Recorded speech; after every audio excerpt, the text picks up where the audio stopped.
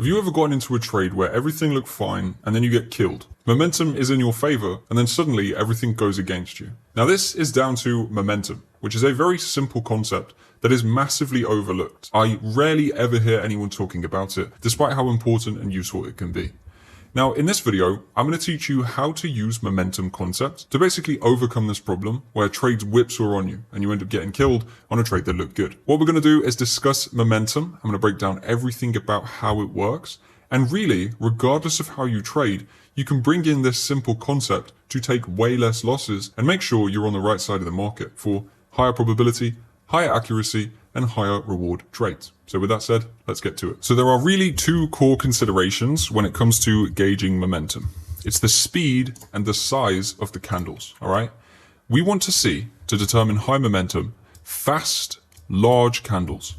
To determine low momentum, we want to see slow, small candles. So take a look at this chart that we've got here. We're going to identify the difference between a high momentum and a low momentum move. Now, we're going to start from this point onwards, which is where we first started to see a clear change in control from buying to selling.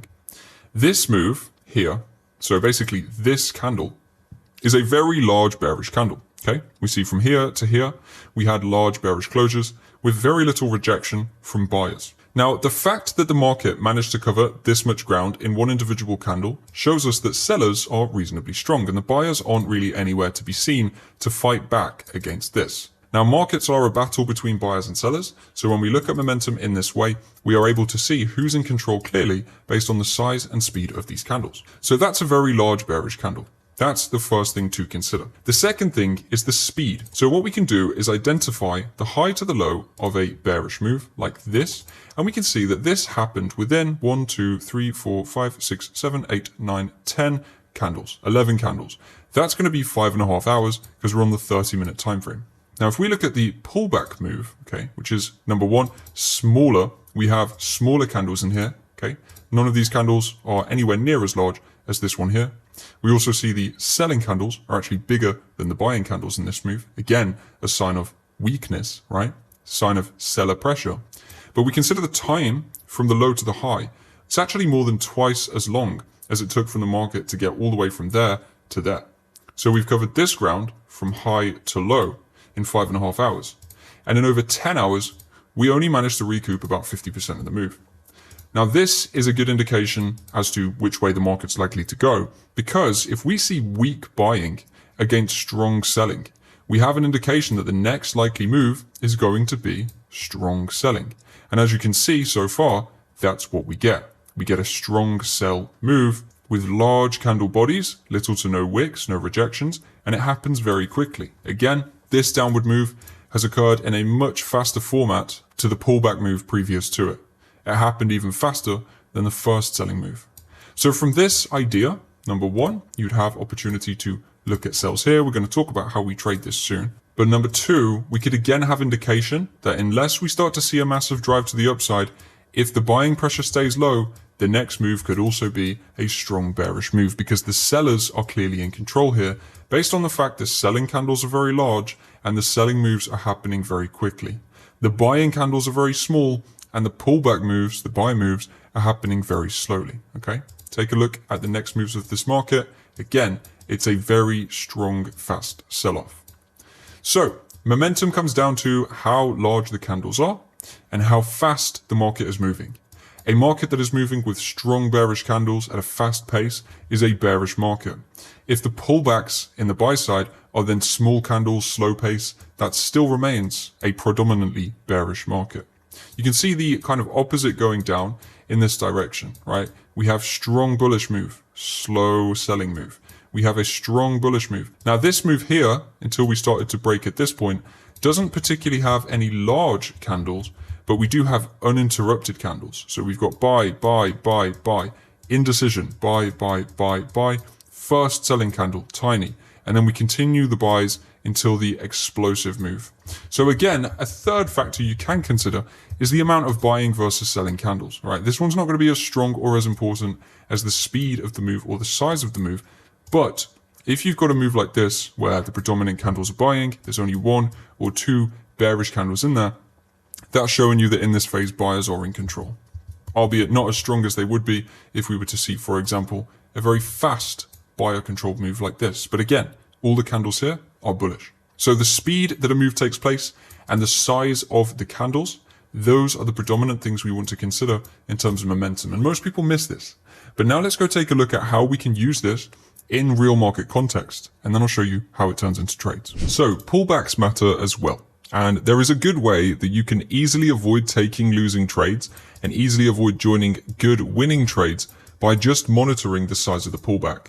So in this trade example, we've seen the structure shift from down to up, okay? We've had a downtrend which has shifted into an uptrend with a very strong bullish move. This is a very good sign when we want to look for a trade. However, one way we can dodge losses that basically flip on us, so if there's a trade we have prepped up and then it looks like the market's changing direction, we can actually avoid taking a loss. And we do that through monitoring the pullback. So what we generally want to see is going to be a slow pullback against the overall direction. Now, obviously, based on the lessons we've discussed so far, we love to see a strong push up. But for the pullback, we then kind of want to see this nice slow choppy movement, because what does this tell us? Well, when we see a movement like this that is moving considerably slower than the bullish push in a buy example, it tells us that there are still buyers kicking in at each of these lows. That's why we're getting these pullbacks. And that's why the selling move is choppy instead of straight down. So if we see an explosive move to the upside, but then we see an equally explosive move to the downside, and we were looking to buy from here, well, we can cancel those orders and avoid taking a losing trade. And this saves me quite often. And if you're not using it, it probably isn't saving you where it could be. So taking it back to this example, we see this clear structural shift, right? We have an imbalanced demand zone at the extreme. So I'd like to buy from there. And what we would be looking for is basically what we're seeing here, to continue down to the area of interest. If we got that, we'd have quite a high clarity, high probability position. We could execute that with confidence. So that's what we would look for. However, when we see this very, very strong, powerful downward move, basically from here through to here, we could say this trade is unlikely to be a good position. Why? Because we are seeing clear seller control. Yes, we had buyer control, but look at this selling move. We're seeing a selling move here, which is even stronger than the buying move that we saw that kicked off this push to the upside. So that makes this, even though the break was good, the pullback's telling us this is not a high probability opportunity, and it's telling us this is a trade we should probably steer clear of. So you could remove that order, and as you see, the market pushes straight down into a new low. So just by reading the strength and size of the candles like this, we see that what was initially a good opportunity and what was initially a high probability trade based on momentum has dramatically shifted.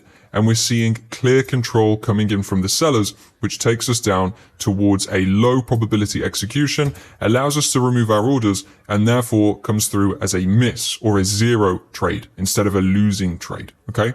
So that's how we can use momentum on pullbacks to avoid bad trades. So what does a good pullback look like? What do we want to see in order to have confidence to take a trade?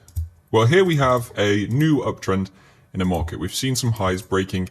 We've got a confirmed higher high here created by a closure, which happened around this level. And we would generally here be looking to buy once the market pulls back and fills this demand zone. Now, the kind of pullback we want to see, as we just discussed, is not going to be a fast one like this. If this kept pushing with this much pressure to the downside, I would generally not get into a trade like that because we will end up battling momentum, just like the example we just looked at. Instead, what we would prefer to see is if this market could steady out a bit and start moving in this slower, choppy fashion. Because, I mean, taking a look at where we've had this push of momentum from this demand, we got a very strong move here. Okay, we've got 1, 2, 3, 4, 5 bullish candles, only one bearish candle in the mix, and even this one didn't really even push us down past the previous candle. So this is a high momentum up move. If we see a low momentum down move, that's about as high probability as we get for securing a good execution for a buy in this trade. Letting this one play out, you see, we start to see some buying pressure coming back into this market. Look at these moves to the upside. Let's consider the timing element as well. This is just a few hours of price action. This is a very long time. This is a couple of days pulling back down towards the entry. So if we're able to get this high in just a few hours, but it takes a few days to get back down this low, what's that telling us? It's telling us buyers are still strong. They're coming in, they're pushing back, they're resisting this downside essentially. And we see this continue all the way down into our entry, which would therefore be where we'd be happy to get into a trade and where we'd want to see a then new drive to the upside. As you can see, as soon as we hit that demand, we start to see that strong bullish momentum kicking back in. This time, not quite as strong as last time, but we're getting consistent pushes of very bullish candles with very little pullbacks and very little resistance from the sellers. And that takes us all the way up into new highs in the trend. So that's an example of a good pullback. Essentially, the characteristic we want to see is fast push away, slow pullback down. Choppiness like this is also great to see because it tells us there is still resistance from buyers. Even as the sellers come in, buyers are having their go as well, okay? And that is really what we want to see in order to line up a high probability trade in line with momentum. And as you can see, there's the outcome. So we're looking for strong bursts, slow pullbacks. Breaks of structure. When we see a break of structure, which is a push over a previous high or low, we generally see that as indication to get into a trade. So if a market is downtrending, creating lower lows and lower highs, and then it breaks up into a higher high, we then generally want to buy it when the market pulls back because we expect this to open the doors to an uptrend, which should take us higher. But there are good and bad breaks of structure, and we can identify this by looking at the momentum. When we take a look at this chart here, we can see we have had a lower low, lower high, lower low, and then we've pushed and broken up into a higher high.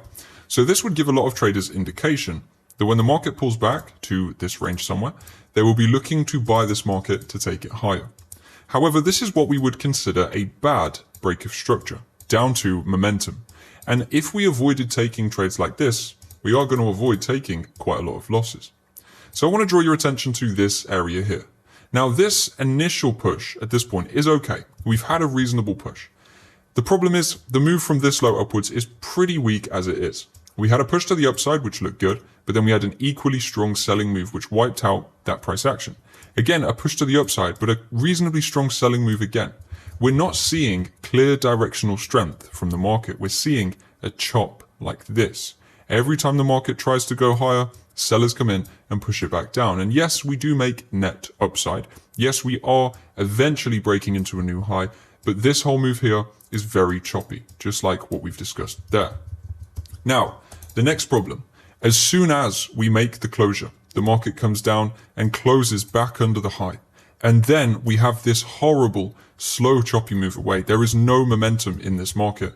Now, there isn't particularly loads of visible selling pressure here, right, in this range, but there also isn't particularly any visible buying pressure. We can see the size of these upper wicks.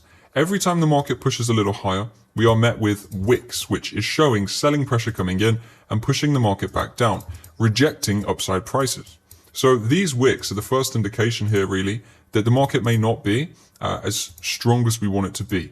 When we see a break of structure, we want to see clear control, which generally is going to mean we want to see this market pretty much immediately create some strength or push with a bit more momentum than what we're seeing here. We don't want to see a very half-hearted break and then a complete flat out of all of the momentum, because what this is generally telling us is now the buyers have lost control. It's not saying the sellers have taken control yet, but it is telling us that any buying that took place through this mediocre buying move and this weakly formed higher high, it's gone, okay? The buyers got to this point, but they're not really getting any further. Now, if you were to look for a buy when the market pulled back, so you were looking anywhere in this lower range, you're going to be in for a bad time when you see momentum like this.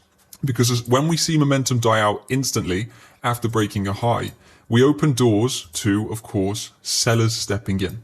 If we aren't seeing a continuation of the buyer control, if we're not seeing a clear break, a strong close, and then a nice steady pullback down, well, then we're in a position where we're seeing, well, what we've got here, which is basically a flat line of buyer control as soon as the high is taken, which pretty immediately opens doors to sellers reclaiming control because the buyers are not strong enough to take control and keep control of this market, which is why we then get large downward moves like this, and any buys that would have been taken inside of this range would now have resulted in a loss. So when you see a break of structure, don't treat them all equally. We want to make sure there is actually power behind the move.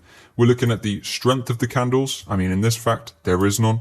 We're looking at the speed of the candles. How fast have the candles created upside versus the candles that we're creating downside. Well, in this instance, the downside moves we've got here, the downside move above that, is way stronger than the buying move we've got here, and it happened a lot faster. I mean, if we look at the timing from the low here up to the high, which would be about there, we can see that within the same time period, the selling control was actually a lot stronger. In fact, in the same time period, we got all the way down from here to the low. So this buying in this period of time is much weaker than the selling was in an equal period of time, which tells us sellers are likely to step back in again and take control of this market because they are realistically stronger than the buyers here. So that's a bad break of structure. So now let's take a look at a good example of a break of structure. So this market is in a downtrend. We are continually seeing lower lows and lower highs form until after we created this lower high, the market broke and created a higher high just up here, right? So that gives us first indication that the market structure has shifted. And generally then that's going to lead us to want to buy. I'm going to use demand zones to buy. That's what I use. When the market pulls back to that level, we would then be looking for an opportunity to buy this market and take it higher, right? That would be the general consensus. Now, what I want to draw your attention to in this example is the strength of this move. We can see that the break of structure that occurred happened with incredibly strong candles. From these three candles, we can see the first one, driving from demand, had little to no wicks either side and a very strong uninterrupted candle body. The next was the same. We had equal wicks either side, which again shows, yes, there are some wicks, but it shows there is no significant selling that's stronger than any significant buying, or vice versa, on the wicks. The candle body has closed exceptionally bullish, and the wicks being equal tells us that there isn't clear control over the wicks from one side, so there's no reasonable selling pressure that's going to scare us off. Now, the third candle following on from that again is a massive candle body with a tiny wick at the top, no wick at the bottom, which again shows uninterrupted buying pressure. So this is an incredibly high momentum move. Now, if we consider the time factor as well, within 1, 2, 3 hours of trading, we have taken out, days and days and days worth of previous price action up to this point. So we've seen a major reversal in the strength of this market from sellers in a downtrend all the way into one quick burst of buying, which has taken us back to, previous days highs, right? Back into, previous week highs. This is a very big move. So this is the kind of thing we really love to see when we are trading, because when we see this very strong momentum, we know we're on the right side if we join the buys, okay? So if we were to buy from that area of demand, we would be in for a very good position because we know we're on the side of the stronger party, which in this case is the buyers. So that is pretty much exactly what we want to see, okay? Again, it comes down to the strength, the size, and the speed of the candles. Size of the candles, we are looking for big candle bodies, little to no wicks. Also, another factor there is we have zero pullback or indecision candles in this move. It is a very clear push of 1, 2, 3 direct hours of buying. And again, the speed of the candles, well, we've seen 3 hours take out a week worth of price action previous. So that is pretty much the picture perfect idea of a break of structure. And you can see how this is much better than the example we just looked at, which is what you may be trading right now. So here's an example of pretty much a picture perfect trade when it comes to momentum. Here we can see the market's created a high, a higher low, and a higher high. And here it's broken through this low, which opens the doors to downside. Now, what can we notice when we look at this downward move? Well, it is a very high momentum down move. We can see within the span of 2 hours here, 2 single individual hourly candles, we have taken out so much price action. We've taken out all of these previous candles back to the beginning of this movement, which took place 4 days earlier. So within 2 hours, we've wiped out 4 days worth of price action. This is an incredibly strong downward move, and it's pretty much exactly what we want to see to set up a good trade. So with that break in mind, we now know selling pressure is indeed in control. If we're looking to sell this market, we would use a supply zone, and this supply zone would be situated up here. We put our stop loss over the swing high. Targets wise, we're going to just push it to this wick. Okay, that's a nice simple target. Just looking at that swing low there, for example's sake. Now, we have good odds of this going lower because we've seen, of course, this massive bearish down momentum move, which tells us sellers in this phase of trading have taken over control from the buyers. So we have good odds of seeing this leading into a reversal. And now let me show you the next best thing about this trade. See this momentum on the way back up that we're seeing here? This momentum is considerably weaker than the momentum on the drive down. Okay, so we're factoring in those 2 points together. Very strong down momentum, breaking structure, slow, choppy upside movement, pulling back. What does this tell us in terms of momentum here? Well, this tells us the buyers are seeing resistance or resilience from the sellers. Every time the buyers try to push the market higher, there is a push back down from sellers. And the push down is actually reasonably strong as well. We see a small push up, we see a push down from sellers. We see a push up, a push down from sellers. Our high is printed just here underneath the swing high, still within the bounds of a valid trade. And then we start to see the market selling off. So we have the stars aligning essentially on this position. We have massively strong selling pressure and we have slow, choppy buying pressure with an indication that sellers are still stepping in. Now, as well as this, look at the wicks that we are seeing. If we look inside of this range, every time the market tried to push higher, it got pushed back down. And these wicks indicate rejections or areas where sellers have stepped in and taken away control and attempts from the buyers. We see the same thing again up here where the execution was made. We make no closures above the supply zone. We just have these two wicks which have driven the price back down. So this is pretty much a perfect trade based on momentum. We got our break, very, very strong. We got our pullback, very, very weak. What have we seen at this point? We've seen a sell to the downside, which has pushed us down to create a new low, but only with a wick at the moment.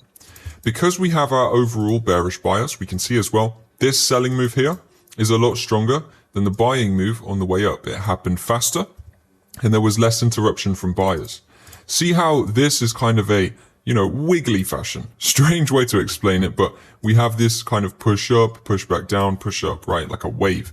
This move down, we don't really have any of that. Yes, we have some small bullish candles, but it is overwhelmingly bearish and there isn't really any of that wavy structure to it. It's just a straight drive down, which again tells us sellers hold clear control. Now, if we were to follow the same format here, we've seen these large sell candles. We have a supply zone just here. There is no imbalanced supply zones above this, so this would be the prime point to sell from. And we could actually use this as a secondary opportunity to get into the trade with a stop loss over the swing high again. Or you could use it as a scale in for a trade, following, of course, the bearish momentum that we see in control.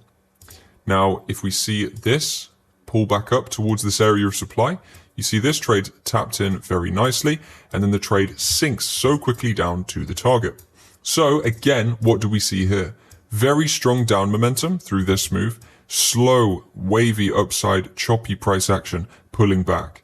What does this tell us? This tells us buyers are not strong. What do the wicks tell us? What do these bearish candles tell us? What do the pullbacks inside of this smaller internal move tell us? They tell us that sellers are still here. They're still kicking and they're still pushing strength into the market. So we're seeing weakness from buyers, strength from sellers. Supply is hit, we get that strong sell-off. Now, the dream scenario would have been just a pull to here and a sell-off. But again, the slow movement of the market gives us confidence this area can hold. And as you can see, it does. So that is how you would find perfect trades using the momentum. And bringing everything we've covered today together, you can see just how effective this momentum is. Now, what do we learn from this bullish candle here as well? And this bullish candle after we failed to really make a closure beneath the low? Well, this is how we would avoid taking a bad trade. So if we'd taken these two positions, we saw this very strong bearish move. We said, let's sell from supply when the market gets back to it. But then we see wicks. We see a buy candle, which is engulfing multiple previous bear candles. We have a tiny pushback from sellers, and then we have a big explosion from buyers driving us up towards this supply zone. Well, if we were holding sell orders here, we would happily get rid of those orders based on the fact that we can now see we're starting to see a shift. Through this move, we only had weak buying. Through this move, we only had weak buying. However, here, we are seeing strong buying. So therefore, selling at this point would not be a good idea. And as you can see, it followed through with a closure above the highs. So you can see there the effectiveness of strong momentum for your trades and slow, weak momentum against your trades for the pullbacks. We saw that twice here. And then we see where the strength comes in. We eliminate the opportunity to take another trade. And instead, we understand that, okay, the buyers are so strong here that this zone probably won't hold. So selling should be held off. So you can see the power of momentum there, and this is what I believe is the missing piece from your trading. So that's how you use momentum to take great trades and avoid bad ones. If you want some more free high-level education, check out the link at the top of the description. That's free. I'm sure you're going to enjoy it. If not, check out this video next and subscribe to my channel because I put out these videos all of the time. Thank you for watching. I'll see you in the next one.